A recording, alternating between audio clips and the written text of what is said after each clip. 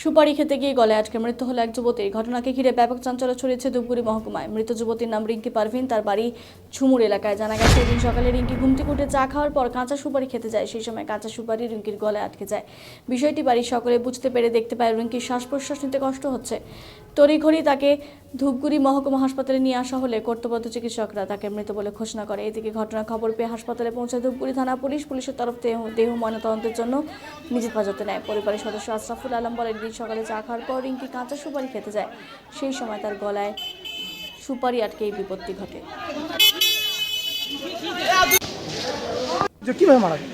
তো সকালবেলা চা নাস্তা করেছিলেন, চা নাস্তা করার পরে এই যে সুপারি খেয়েছিলেন, সুপারি খাওয়ার পরে গলায় আটকা গেছে। এই কাঁচা সুপারি তো কাঁচা বাড়ি দিয়ে সুপারি। তো তারপর কি ধূপগুড়ি হসপিটাল নিয়ে আসেন? ধূপগুড়ি হসপিটালে নিয়ে আসলাম, ডাক্তারবাবুরা দেখলো, দেখার পরে বলতেছে যে ডেট। কোথায় বাড়ি? বাড়ি হচ্ছে ঝুমুর টাড়ুপাড়া। কি নাম? তিনি মারা নাম গেলেন? আছে ইনকি পারভিন। রিঙ্কি পারভিন। বয়স ইনকি পারভিন। বয়স কত? বয়স 19 হবে। আপনার কি হয়? আমার বোন। মোহর হয়েছিল কি? মোহর। আপনার নাম? আমার নাম আশরাফুল আলম।